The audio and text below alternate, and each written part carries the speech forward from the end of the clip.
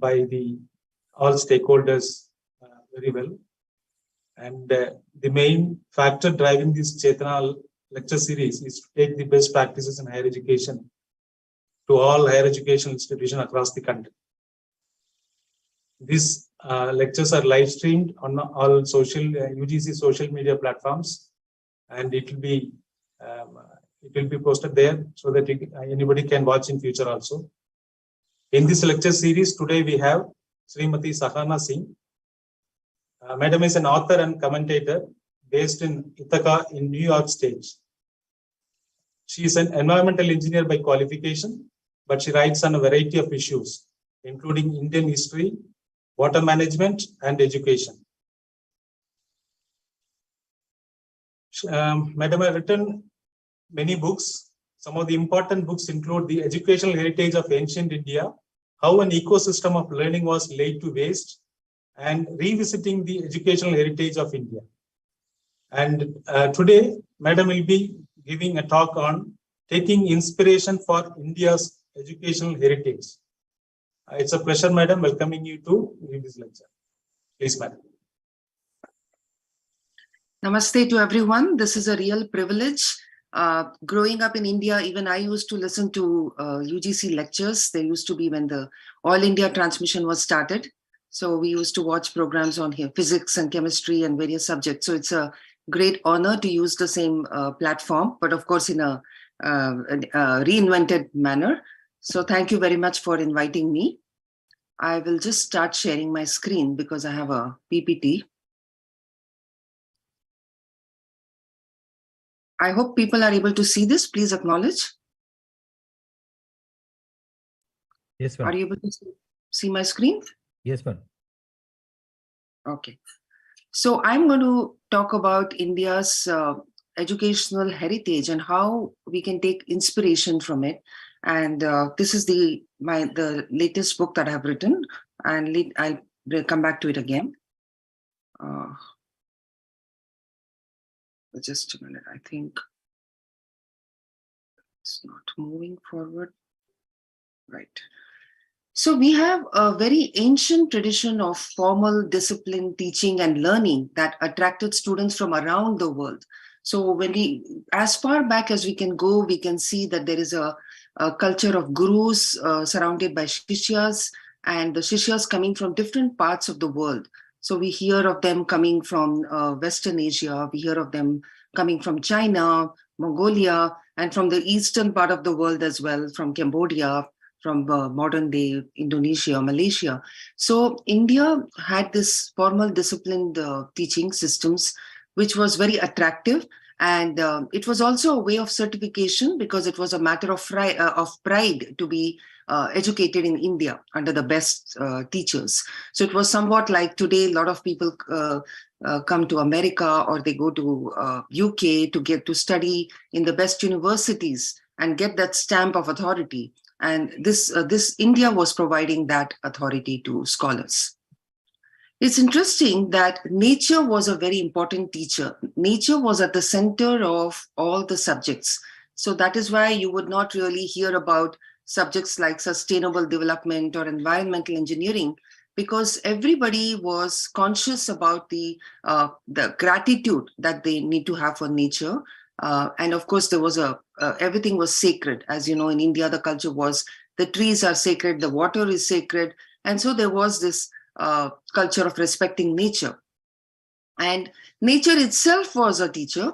So there are numerous instances of reaching the higher truths with the help of observation of nature. So we hear of accounts of a student taking a cow to graze or bringing water from the well, watching the night skies and all. So all these accounts tell you how nature itself was being used to learn certain lessons. And the guru was creating those situations where students would learn from nature. So in fact, there is the story of a student, Satyakama Jabala, if I remember right, and he goes out into nature and the guru is telling him to take the cows to graze. So from morning to evening for days and days, months and months, he's doing this. And just by doing that, he understands the interconnectedness of nature. And he tells the guru that in everything, I saw the connection So whether it's the bird which is flying by, whether it's an animal which is grazing, I realize it's the same consciousness. So these deep truths were realized by being in the midst of nature, something that is missing today. There was also a very special relationship between the guru and shishya. It was very special because obviously when the shishya would be doing a lot of work for the guru, that was the culture of the time, taking care of the needs of the guru. And the guru also would feel like sharing his deepest knowledge with the students. So there would be special students, of course, who would get more insights from the guru. And there was also the concept of guru runa, which is that, when you learn from a guru, it's a debt that you have incurred. And if you die without passing on that knowledge to the next generation, then it's like you died in debt. So you must find students, good students, and pass on the knowledge that you got from your guru. And in this manner, knowledge was transmitted for thousands of years in India.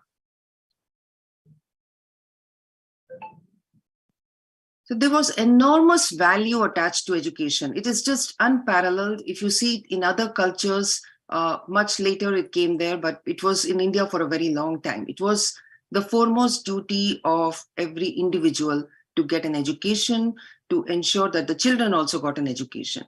That's why, in fact, literacy was very high in India, in ancient India. The value attached to education from the numerous rites of passage which mark the educational milestones. So we had Vidyarambha, Upanayana, Samavartana, and these are encoded into our lifestyle itself, into our culture. So that shows how education was so important and so institutionalized. There were no artificial barriers between religion and science. So that's another interesting thing in ancient India. Like today, we make this strict demarcation that, when we are studying sciences, then there is going to be no mention of religion, no mention of God and things like that. But in ancient times, it was all very smooth. And in fact, the demarcation we have today often leads to a student living in two different worlds. So there is a home where there is culture, there is religion, there is sanskar. And then when you go to the schools and colleges, it's totally divorced from that. It's very clinical. But that was not the case in ancient India. Every subject was approached with a spirit of scientific inquiry as well as Shraddha. So there was no dissonance between the two. So you could understand the movement of stars and the planets. You could study geometry, come up with rules of geometry, trigonometry, but that did not mean that you excluded Bhagwan or the supreme consciousness from the whole discourse. That was the way it was. And learning was very experiential, something that today has become a buzzword, experiential learning. But in ancient India, that was the way it was taught. In fact, gurus did not often answer questions directly. So if questions are put to the guru would actually want the student to experience experience the world and then find the answer by himself or herself. So many times you will see that there won't be an interrogative style of learning. Though there was a question and answer, of course, but the guru would often give indirect answers and ask the student to explore more. And then when the student comes back with the actual answer that he or she got by going out into the world, then the guru would explain it further and tell all the other students that this is what it is. I think that's something we need to explore as well. No direct answers, but asking the students to find the answers by themselves. So this is a picture of the initiation ceremony into the alphabets. So in Bengal, it is called Hate Khodi. So this is the Hate Khodi ceremony performed during Saraswati Puja these days. And in southern India, it was called Vidyarambha, Aksharabhyasa. Of course, northern India also had the same terms, but I think there has been a little more deracination in the north, and I do not see the ceremony being performed so much. But this was a very important ceremony. The first time a girl or a boy learns to trace the letters, it was celebrated by inviting guests and offering them food. So this shows that education was so very important. And then this is the other ceremony, which is initiation into the higher learning called Upanayana. So this was, of course, this picture shows you the traditional ceremony performed for entering into the Vedic learning, but similar Upanayanas were performed for different kinds of learning. So even those who got initiated into a skill, like you went into to learn, say, music, or you went to learn medicine, you went to a Vaidya to learn that, or you went to a sculptor to learn how to sculpt, there would be something similar to this Upanayana, where you're initiated into that learning.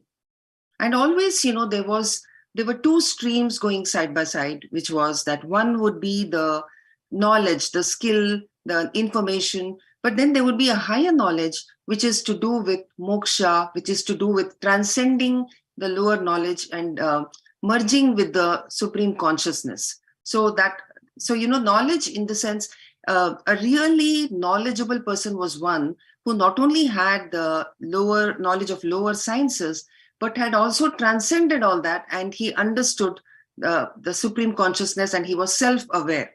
That was something very important, very unique to Indian education system. Now, this is a map in which I have shown the many institutions of learning. Is there in my book. And you can see almost the whole of India is covered with universities, with temple universities, because temples also were centers of learning, mathas, ghatikas, various kinds of institutions that imparted higher learning. So I'm sure this is not a complete mapping. There will be many more which will be excavated in future, because even now, I mean, we know about Nalanda, but close to Nalanda, there is Telhara University, which has been recently excavated.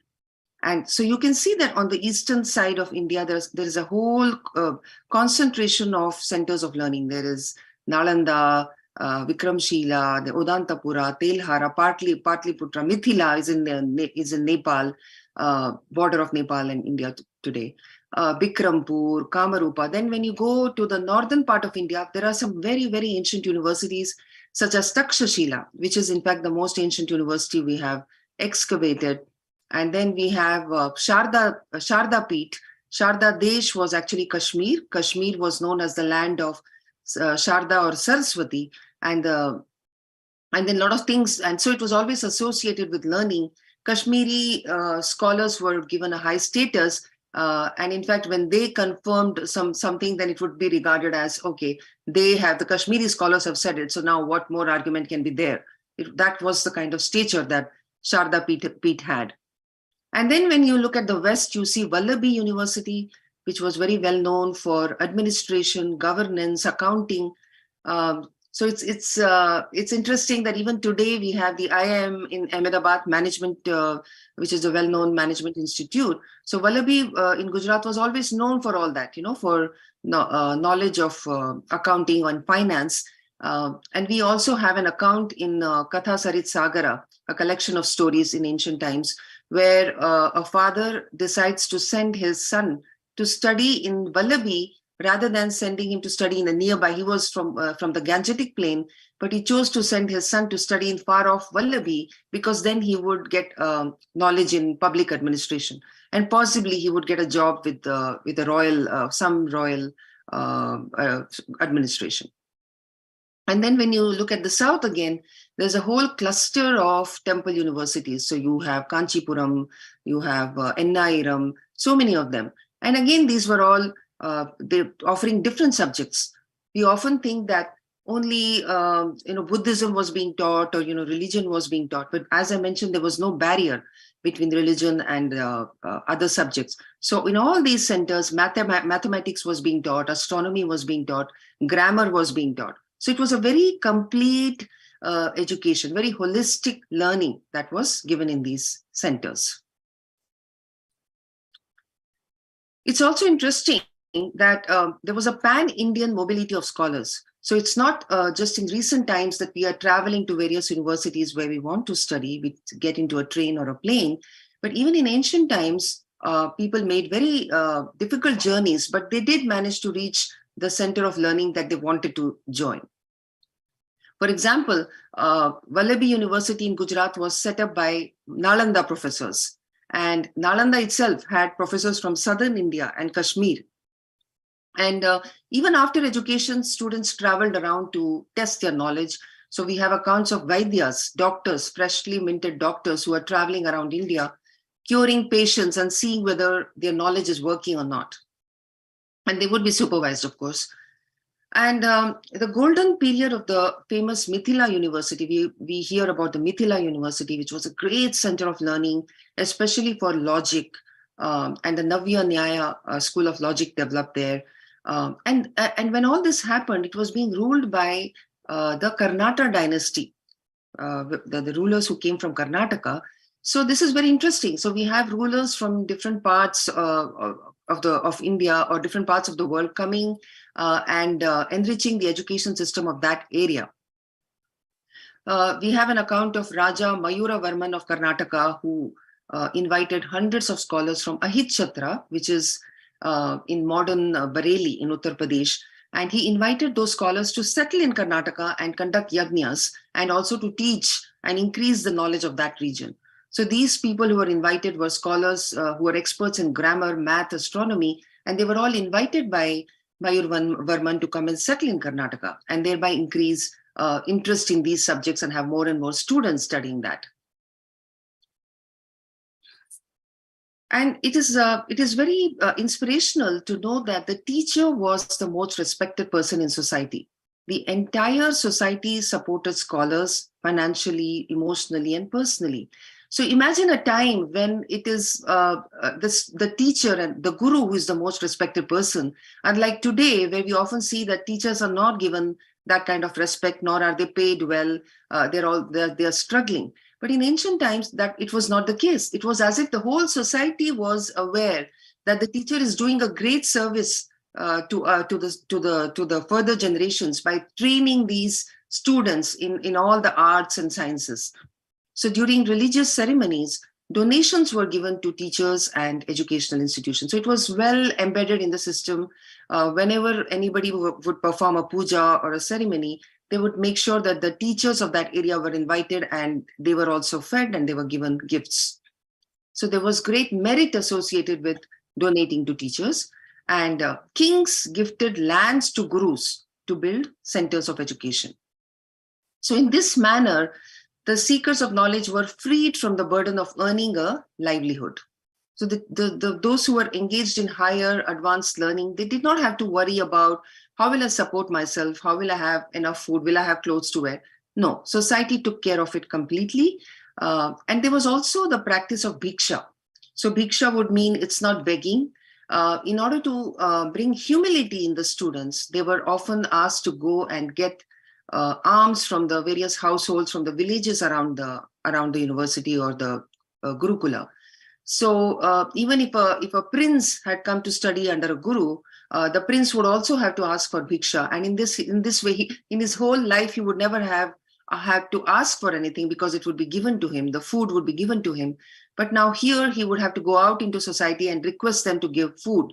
And of course, the society knew what it had to do. And we have so many instances of ladies who are always keeping aside a portion of the food that they have cooked for any Vidyarthi who might drop in. So that was the culture. So I'd like to tell you about the flourishing ecosystem of learning in India, which was very unique. The spirit of rational inquiry was well developed. Physical phenomena were observed closely, and rules of logic were applied to speculate on their causes. So this is the way that science and logic was built into every discipline, including medicine. And debate was an important tool for learning.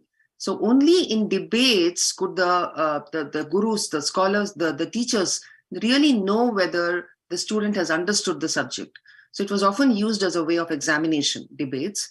And references can be found for debate, which was called Tarka Vidya, or the science and art of logic. It can be found in many ancient texts like Ramayana, Mahabharata, Skanda Purana, Yagnavalkya Samhita, Chandogya Upanishad, just to name a few. And the kings were very fond of organizing intellectual tournaments in which superior knowledge, debating, and public speaking skills were rewarded. So this itself shows the intellectual climate of the era, where a king is organizing these debates for the public to come and see, so that they can hear different points of view, and they can also know what is the right way to speak, how to be respectful while putting forward your argument or while disagreeing, and then what is the conclusion that comes out of all this debate. So these things were being organized, and it was very prestigious to win a debate. And they would be, the winners of debates would be taken around the city in a ratha. We have accounts of that, in a chariot, so that the people would know that these are our intellectuals, these are our luminaries. And there was also, in Arthashastra, it is mentioned that conquered territories, when you conquer a territory, the king should protect the universities of that region, protect the gurus and the teachers, and make sure that, in fact, reward them, give them gifts, so that they do not feel upset about having a new king. So in this manner, even the scholars used to be wooed after an invasion. That was the culture of ancient India. So the imprint of India can be found on almost every discipline pursued today, every modern discipline. The thinkers of ancient India, such as Kannada, Sushruta, Charaka, Aryabhatta, Varahamira, Brahmagupta, Bhaskaracharya, Panini, Patanjali, Pingala, Bharata, and hundreds of others laid their foundational imprint on almost every scientific discipline. And I am taking their names consciously because these names are not known to students today. We should all be aware that these people have given so much knowledge on which we have further developed more knowledge. So the sciences, medicine, math, language, art, music, philosophy, water management, myriad other disciplines flowed out from India, and they provided the base on which the edifice of modern knowledge stands. I'd like to take a moment to talk about the importance of brahmacharya. Brahmacharya was a period of studenthood, when a brahmachari was required to lead a life of discipline and to exercise control on every aspect of life. This was very important. So when somebody came out of the educational system, that student would be called educated only if he or she knew how to exert self-control. A person who eats too much, who sleeps too much, these kind of excesses were frowned upon in society, especially from a student.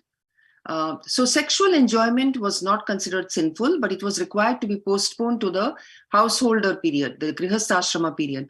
So during studenthood, a student was to exert self-control and all these urges, which was regarded as taking away from learning and knowledge, because all energy was to be focused on learning, understanding, on intellectual abilities and character development. And so this sexual enjoyment was to be postponed for later periods. So yoga, yama, niyama, asana, all these things, ashtanga yoga, was teaching different kinds of control to students. So I'm not saying everybody had this self-control, but it was part of the curriculum, teaching them. And at least we know what society really valued. And the idea was that brahmacharya should prepare students for their entire life. Even if it was not studying of Vedas, if you were studying some other subject or learning a skill, the period of education prepared students for the whole life. Whatever happened in a later life, whether you lost your parent, or whether there was a big disappointment, or something very sad happened, but you would still be able to come out of it with strength of character. That was the contribution of the brahmacharya period. I feel that modern education has neglected brahmacharya greatly, and I also attribute a lot of these problems of modern society, like corruption, tax fraud, voter fraud, domestic violence, alcoholism, depression, stress. I feel that all of this comes from having neglected brahmacharya in the education period, because we see even educated people committing suicide, feeling hopeless. It is as if they have not learned the most important thing during their student years. The brahmacharya period helped in building character, honesty, resilience, patience, and balance. So I would really urge educators to see if there's a way we can include brahmacharya. We can find a way to include this in our curriculum. And now I move a little bit away from that to talk about memory training. Memory training is another very neglected area in modern education, because today we think that everything is available on the net. We can Google, we can save documents in hard drives, we have books. So we have simply outsourced memory. But that was not the way in ancient India. Memory was very important. And today we are finding that there is a superior learning curve when memory is enhanced. In fact, there has been a research study called the Sanskrit effect, where they found that those who were chanting the Sanskrit shlokas for long periods of time, when they studied their brains, they found that there was a huge cognitive, big area of cognition and memory, right? And so they found that this was having an impact on other aspects of life as well. So it has been found that when you have your memory is good, you're able to remember many things and you're able to connect the dots and you're able to get a complete picture. Now, I Ching has written about the extraordinary memory and intellectual capacity of the Brahmanas, who were the students, the scholars. They were learning 11 different ways of chanting the Vedas, because it was understood that human memory is not linear. If you just keep doing it the same way in a linear way, that doesn't mean you will remember it. So they had found out different ways of remembering in a non-linear manner. And I think this is something we should learn from. It would help us even in modern times. So the other aspect is how stories were used as educational aids. So ours was a civilization that understood the power of storytelling. And we can see that with our epics, Ramayana, Mahabharata, Puranas. We have songs, we have dance, drama, puppet shows, paintings. Even our movies of modern times are actually flowing out from the storytelling tradition that we had. And our short stories, the Panchatantra, Hitopadesha, Jataka tales, these were so popular that they traveled out of India into every part of the world, and they were translated into various languages. And the talking animals were used to teach practical wisdom, which was then which transitioned into Niti Shastra. So it's very interesting that the children who learned these stories when they were in school, Panchatantra stories, and then later in life, when they learned the Niti Shastra in university or in a state of, in a center of advanced learning, they were able to understand that this is what they had studied as in the form of stories earlier on, and now they are getting the theory of it. And so the Panchatantra stories traveled around the world. They got copied. Even Aesop's fables were actually a rehash of the stories in Panchatantra. So today, educators are being asked to use digital storytelling. It's a new age pedagogical tool. So digital stories combine storytelling with still pictures, video clips, music, and text. So this is definitely, a building up on the ancient Indian method of storytelling for education. Then we also had games that were used as educational aids. So we have chess originated in India. Chess was a game of strategy, which was essential for all princes, for people from the royal family, for also administrators, because if you played chess, then you would be taught the different ways of strategizing. Then cards, also playing cards originated in India. They were also used in an educative way.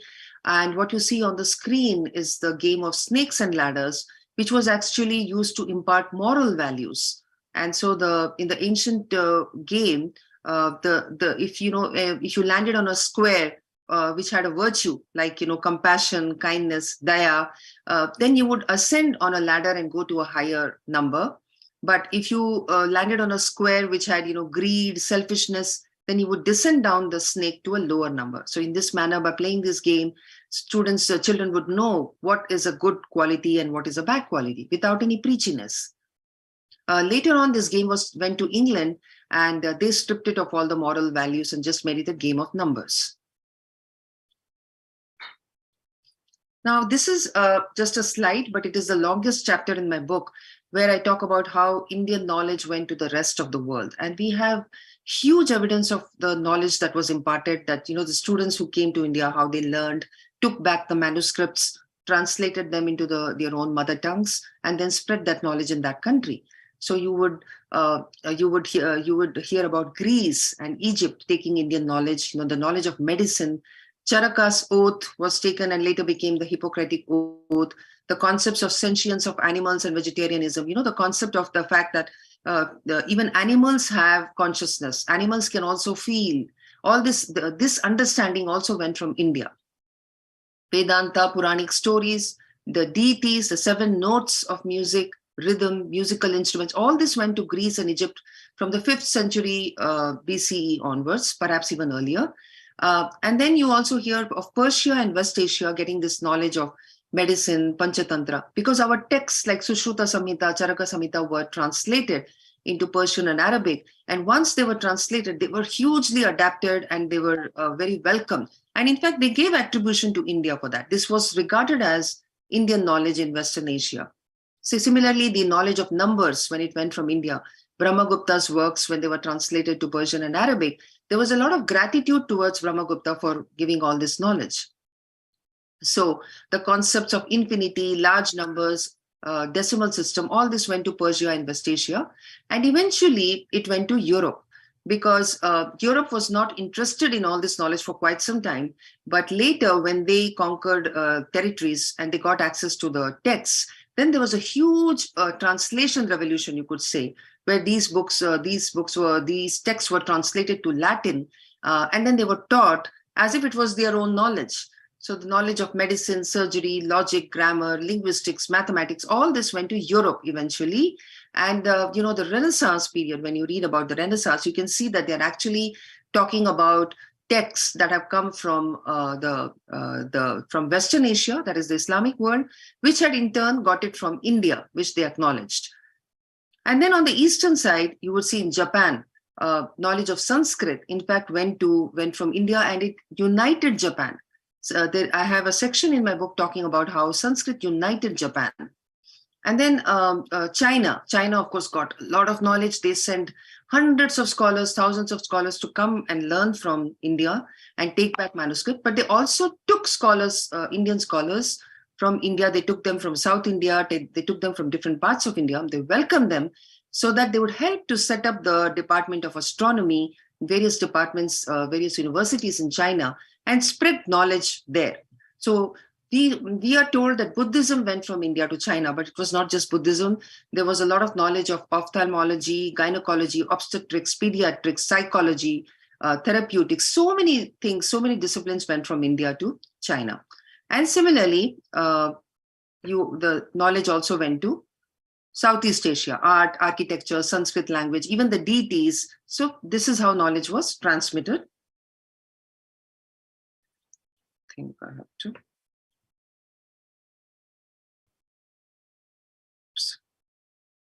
Now I come to the sad part of the destruction of Indian universities, because people will definitely ask, where are those universities? If Nalanda was such a great university, Vikramshila was such a great university, where are those universities?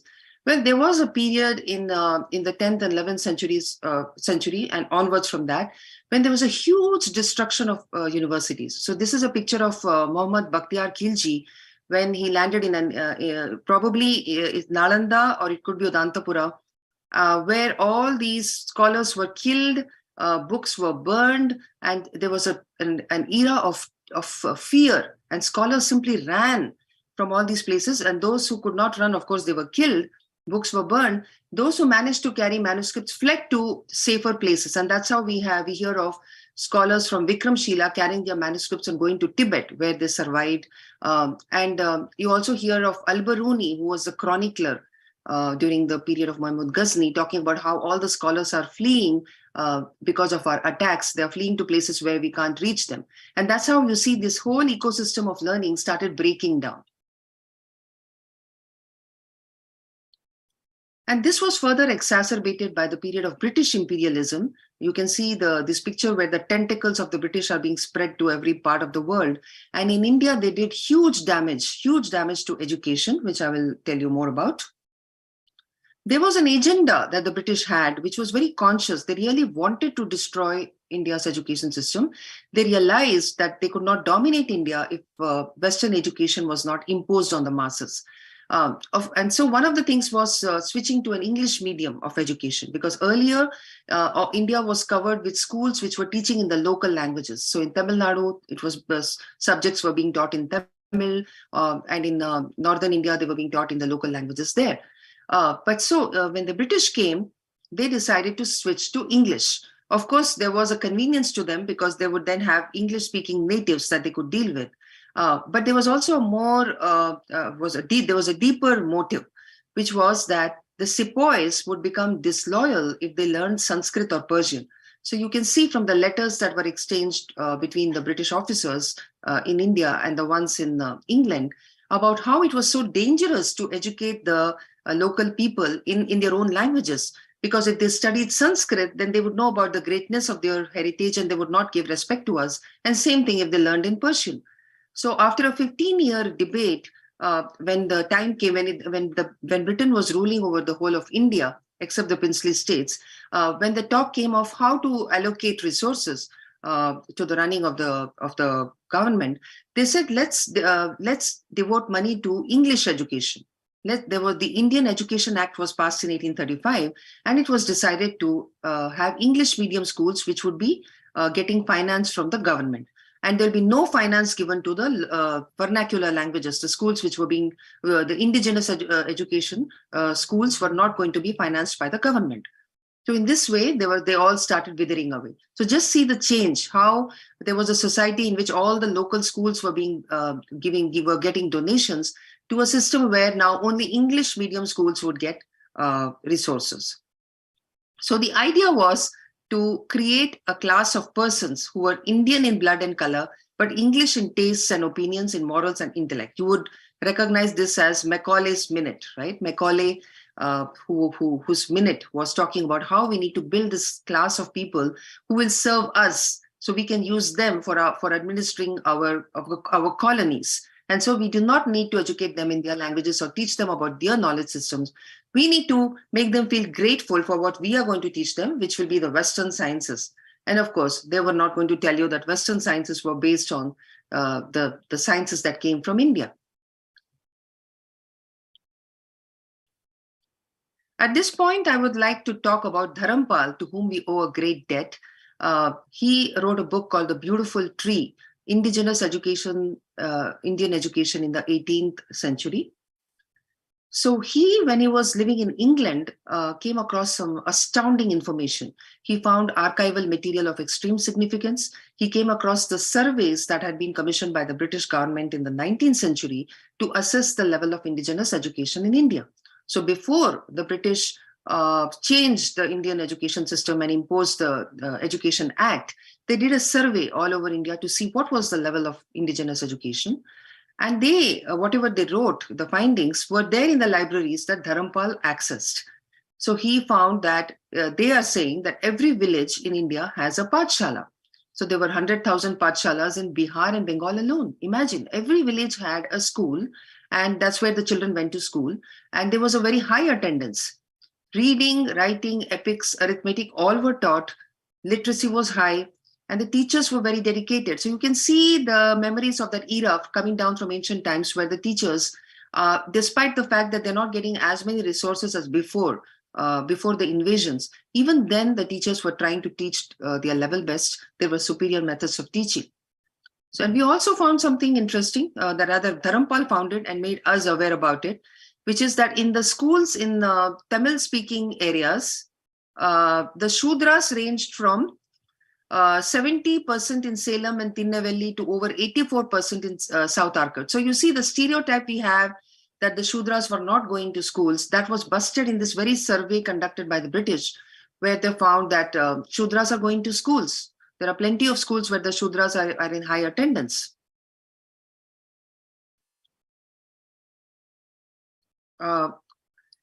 Then also the people, the British, the evangelists, in fact, they noticed many innovative educational methods in pre-British India. Reverend T. Robertson is one such missionary who was touring Tamil Nadu and, touring Bengal. And he noticed that there was an unusual manner of conducting competitions between schools in Bardwan. So he noticed that they didn't have regular examinations. They had a very interesting way of examination, whereby the children from different schools would all collect in one place, and the top student of one school would put a question to the top student of another school. And if he was not able to answer, it would go to the second student. And if he was not able to answer, it would go to the third student. And in this manner, the different schools, the students of different schools would put questions to the other schools. And that is how they were evaluated and they were given marks. And Robertson notes that the Shudras are sitting next to the Brahmanas in all these examinations, and sometimes the Shudras are doing better than the Brahmanas in these tournaments. So he pointed out that. Then we have another example of Reverend Andrew Bell, who toured southern India. And of course, he had come to convert the natives to Christianity, but he could not help being impressed by what they already had. So he saw that in the Madras presidency, there is a very interesting way of teaching where they don't really depend on blackboards and things like that. So he said that they are having sand heaps outside the schools where the children are learned how to, are taught how to trace alphabets, to know addition, subtraction, various mathematical methods. So they don't really need books or blackboards. They're using sand. And he found that interesting because in England, he contrasted it with England, where there was very low literacy. Illiteracy was very high because they said they didn't have enough resources to have schools with blackboards and chalks. So they were not having enough schools. But he said, look at this low-cost education here, and they're doing much better than us. There was also the system of mentoring and monitoring that Andrew Bell was impressed with. So he said, look at how even when the teacher is not in the school, the older students are teaching the younger students, and there is complete silence. They're not making noise. The older students are teaching the younger children and seeing whether they have learned whether they remember what was taught on the previous day. So he liked this so much that he called this method as the Madras method and introduced it to England. And by 1821, there were 300,000 children who were being educated under Dr. Bell's principles, and his ideas were adopted in Europe, West Indies, and even Bogota in Colombia.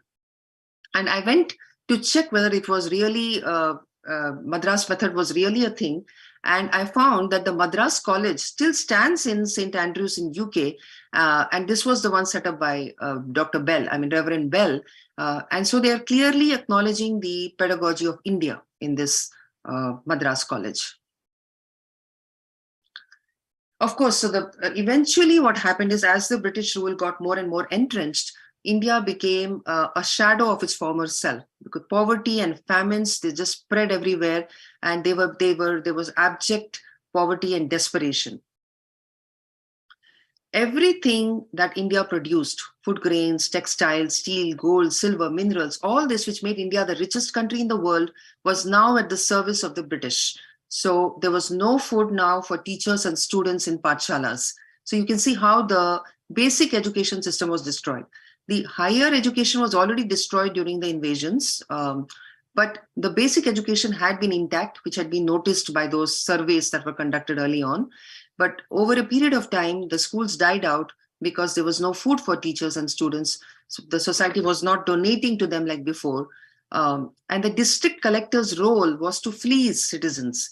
So the tax collectors, their job was to just go and get taxes, and they didn't care about whether they were destroying the education system. So that's how even temples were not spared. Temples were also centers of learning. If you remember, when temple goers donated to temples, the money was used for education. One of the things that they used it for.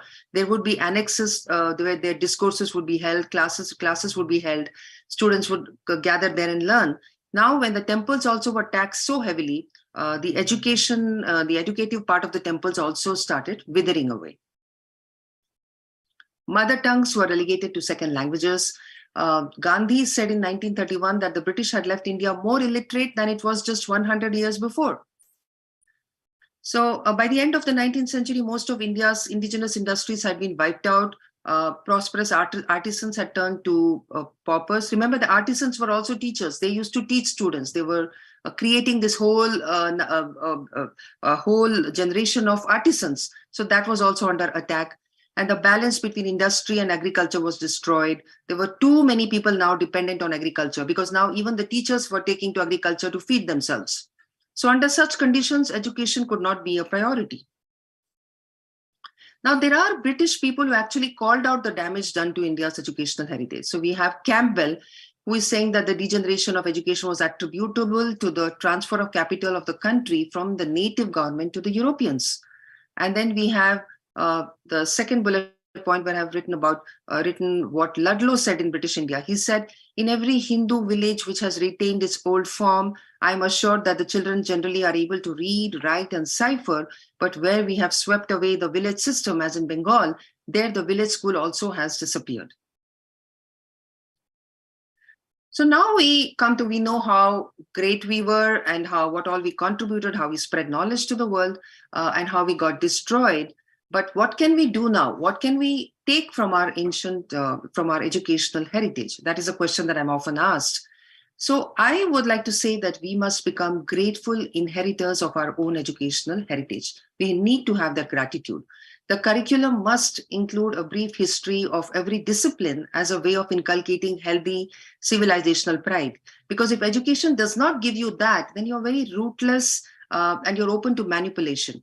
So it's important that our curriculum must include the history of every discipline, whether it's physics, chemistry, anything. Talk about, go back to the roots of it. How did it even become a subject of study? And then you will find that it connects back to India. The interesting thing is we don't need to do much to infuse pride, because it's just so natural. If you go back and see how we were the world beaters and the world leaders, it is important to infuse the pride in our students. And it's also traditionally done. It's honoring our Pitrus and Gurus has been a time-honored tradition. It's also a way of citation.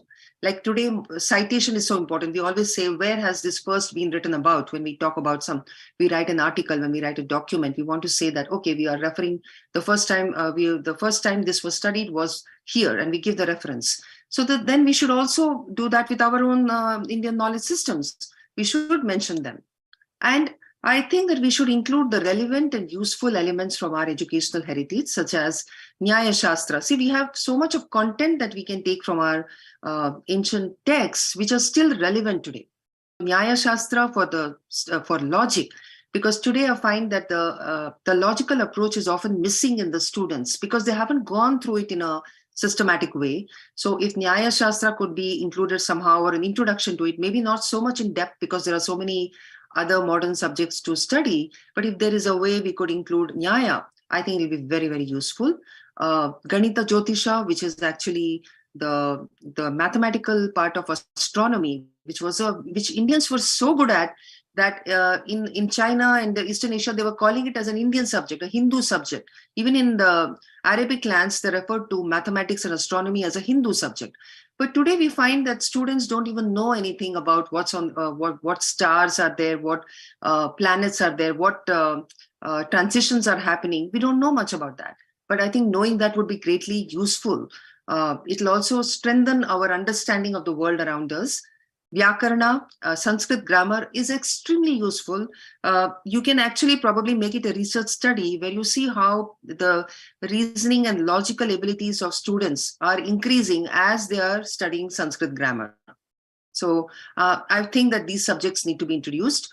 And also I think we should work with Vedic schools to learn techniques such as memorization to increase our memory, because today we are so dependent on external devices that God forbid, if a time comes when everything is shut down, we will not remember anything, even our own phone numbers maybe. So it's important to enhance our memories so that we are able to remember a lot of things, and that will also help us to build on what we already know. When we search for something on Google, we also have memory of what we have studied, so we'll do a better job. And the third thing I want to talk about is decoloniality. So we think that because the British have left, we got our independence, so we are decolonized. But I think there is still a lot of work left because we are mentally still very colonized. We look at the world with alien lenses. We look at India with alien lenses. So when we look at our own pujas, our own festivals, we analyze it from the Western perspective instead of understanding it as insiders. So I think we need to find ways to decolonize ourselves. Let us get back our Indic lenses to view the world, to define and analyze problems and solve them with our worldview. Because our worldview was very holistic, very complete. We never did something for short-term benefit. We would always look at the long-term benefit of what we did. So getting back our decolonized, indigenous perspective would actually help us to be very sustainable and very holistic. And the other thing is, it'll make us unique. Uniqueness is a desired attribute in global educational institutes. So today it's like, the factory way of producing students, and all of them are applying for higher education in various universities around the world. But if we bring the Indic lenses into these students from India. And when they go to these interviews, you will find that they're answering in a very original way. And that will definitely impress the universities, because universities do want people with different perspectives to join them. So I think this is one case that I want to make. And I have this quote from a book by Paramahamsa Yogananda, his autobiography, where this is an extract from Professor W. Norman Brown's article. He said, "We believe that no department of study, particularly in the humanities, in any major university can be fully equipped without a properly trained specialist in the indic phases of its discipline.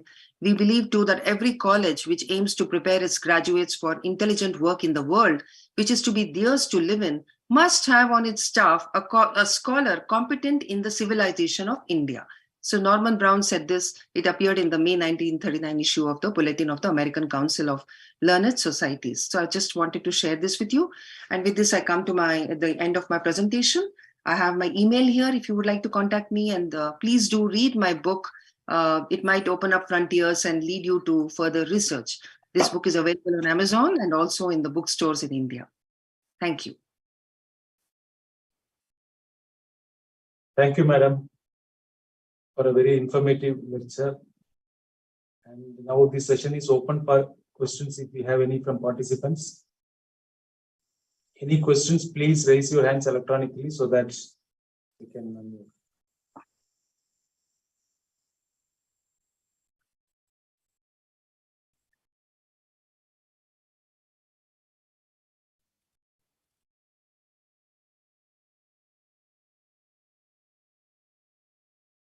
Any questions? Doesn't look like, madam.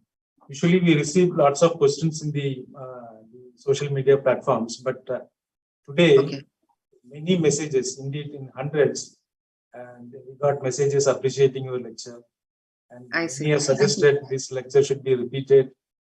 And few of the questions we got from social media, I'm just like to put before you, madam. Can I speak? Yeah, please. I'm Dr. Neelam Mishra. I'm Vice Chancellor of West of Maharashtra, Krishna Institute. Madam, I want to ask one question: how to improve from present status and how to again regain the original status that you have dictated, you have described in detail. The Sone ki Chidiya, India, how to achieve that old status again? Well, I'm sure this is the work of many people, right? One is, of course, the people in the government who have to do something, then the educators in academia. Everybody has to contribute to this. But first is the awareness. Once we have the awareness of what we were and what, then we will move towards learning more about it. So learning our languages, learning Sanskrit, I think is very important. And also our mother tongues, because when knowledge was destroyed, when books were burned, but the translations survived in different languages. So we can get access to that. And so once there is an interest in that, I think that, automatically it will happen in a very organic way. So for example, we have the example of Manjul Bhargava, who was studying in an American university. He kept in touch with his grandfather's Sanskrit knowledge. When he would go to Jaipur, he would read up and he learned Sanskrit. And so that's how he came into contact with the works of Brahmagupta, Pingala, Hemachandra, and he devised a new way of solving Gauss's theorem by using what the ancient Indian mathematicians wrote. And so see, this is the way when we reconnect, we will also contribute to modern knowledge. So all of us have to first, the educators have to first empower themselves with this knowledge so that it will flow into their teaching. But of course, there is solid work to be done in revising textbooks. We have to revise textbooks and we have to write good papers. Our papers are not being published in the international journals. I mean, papers in humanities. Of course, scientific works are still making it. But in humanities, I think more of the colonized narrative is being published, not our works written from our lenses. So, the same conflict theory, articles are being written, the papers are being written with the conflict theory, not with the interdependence theory that we Indians had in ancient India. Yeah, very correctly. You said. Thank you, ma'am.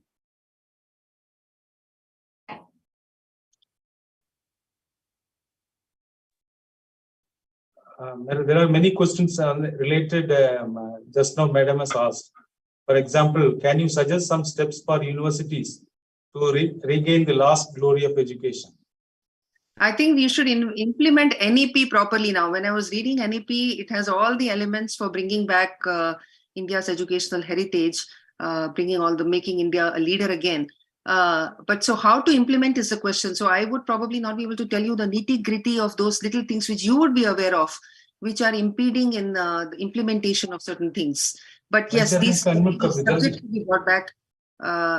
They should be brought back. And you know, as I mentioned, the history of every discipline should be included, and we should have teachers who have the capacity to teach. So these things, I think, are all have to be done at a policy level and at an administrative level. So I think you would probably be able to think of ways of doing that better than me. There are a few more requests, madam. Many have requested that whether this PPT can be shared with the institutions. For your information of all of the participants, these lecture will be available in the Twitter, YouTube, and Facebook. So anytime you can watch.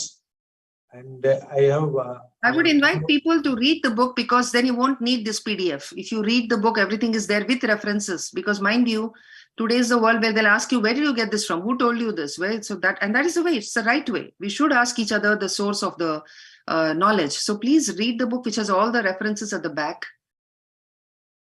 So Honorable Vice Chairman is also there. I would like to request him, sir, your thoughts, anything you would like to share? Yes. A very good evening from India, Professor Singh. I think it may be morning at your side. Yes. I think your discourse was very interesting. I think I have never seen, out of the several lectures that I have attended, this is one of the finest lectures, not to praise you, but the way you have captured about the systems and processes in India, and particularly the education system that was traditionally available in India, and how it has been destroyed and how a new system has been brought. I think I'm very much impressed, and the way you have explained. That's why I'm seeing a lot of chat box is full. That your lecture is very, very simple, just like a very Indian lecture kind of thing. And you are true Indian. In National Education Policy 2020, there is a great emphasis on the Indian value system and the human values, ethics, Indian knowledge system. The University Grants Commission is working very, very, although we are finding it very difficult because there is not much knowledge repository is available. We have very soon finalized our document, or maybe some guidelines related to Indian knowledge system, which we will be making it available to the public very soon, to seek their maybe opinion. And all those things, many of the things that you have mentioned, ideally it should be like Vedic maths, astronomy, and other things that you have listed out. Probably we have also identified 8 such courses which have been developed by experts, but with a disclaimer that actually there is much more thing to be done. So UGC has initiated this kind of thing, Indian knowledge system. Probably we will see that your book is also, I will request our Joint Secretary to give your book reference into our reading list. Thank you so much. I will be grateful. Because it is in the reading list, probably that would reach to each and every university. And I wish that they can order your book through their libraries. So thank you very much. Although India is full of gurus, and I had a maybe question, or maybe not a question also, because our Indian system, as you have mentioned, that there are several sanskar, okay, Vidya Arambha Sanskar or Upanayan Sanskar. So India is a country which is full of those traditions, and I think that once we enrich and strengthen these systems, things would be much better so far as India is concerned. the pride. Honorable Prime Minister of India, in his talk at his speech at this on 15th August, has very well mentioned that Panch Pran, and out of the Panch Pran, that Virasat par Garv hona, everybody should be had basically. And with your lecture, probably this has come up very well, as and also our responsibilities and duties towards the society. So I think it very well connects with the Panch Pran that have been proposed by Adharaniya Modi ji to take this country to Viksit Bharat by 2047. So I wish that everyone should read your book in the true sense, to understand that how good we were and how we could be, that Professor Mishra was talking about the Sone ki Chidiya. So probably some of those things, if they are reinstated, and UGC working on that, we are also working on developing another guideline on universal human values and ethics. And there are a lot of work has happened, and very soon we're enlightening all Indians who are your maybe friends here. And I wish you all the best on behalf of Ministry Grants Commission, that many more books should come in future, and so that we can benefit. Thank you very much. Thank you, sir. There is one question, madam, from Professor Ramesh. Professor Ramesh, please go ahead. Thank you, sir. Madam Sahan, I'm really very happy to have heard your discourse on your own book, and I agree. When you say that we must start looking at India's cultural knowledge heritage through Indic lenses. Well, still it is not there, and the universities also, even professors, they always relate themselves to the colonial world. My question is, I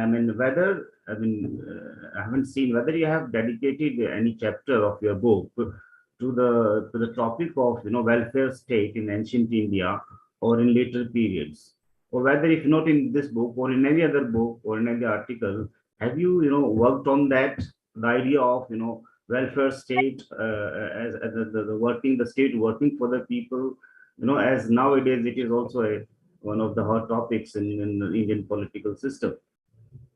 I have actually not touched upon use the actual word of welfare state, but where I've described the ecosystem of learning, it comes out as how the government, the kings, and the whole society is working towards it. So it's not really in that political science terminology that I've talked about welfare state. But yes, this is something that could be a separate topic, a topic for a book itself. How a welfare state was helping in education. So the interesting thing is, look, we have in Arthashastra, if you look at it, it says that when you conquer the new territories, you ensure that the scholars are not touched, and you ensure that they are given importance, so that they would value our rule over the previous rule. So, see how the government is wooing even the scholars and the teachers. I think those things did bring about certain aspects of how the government can help education. But not, to the general public. It was scholars and teachers. Even in that day, there must be some already a kind of different level people. But the idea of helping the people of the general people was there. Whether it was there or it must have been there, I'm sure. No, it was there in terms of skill. See, in ancient India, there was more focus on skill development initially, because, everybody had to earn, and another interesting thing is that at a very young age, the children would be very capable of earning. So it's not like today, where even after, 22 years, to their age of 23, 24, they can't go out into the world and earn a living, the students. Whereas in ancient India, because they would grow up in a family which is already engaged in a certain occupation. So suppose a child is born in a musician's family, then by the age of, say, 13, 14, already the child would know how to sing various ragas or play the instrument. So they're already accomplished enough to give a performance. And so, that is the way the level of proficiency students had already reached.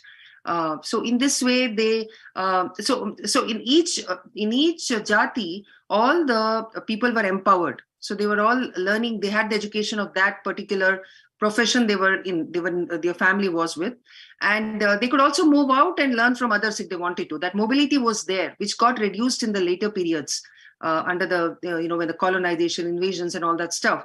The mobility did reduce, but it was there. So everybody got a basic education, everybody learned some skills, but only very few people were interested in the higher Vedic learning because that was the path of moksha. And so today they make it seem like there was some big conflict and people wanted Vedic education. They're not being allowed to get into Vedic education. It was not like that. I couldn't see any more questions, madam. So on behalf of UGC, I thank you for a very insightful lecture on this ancient Indian education system. Thank you, madam.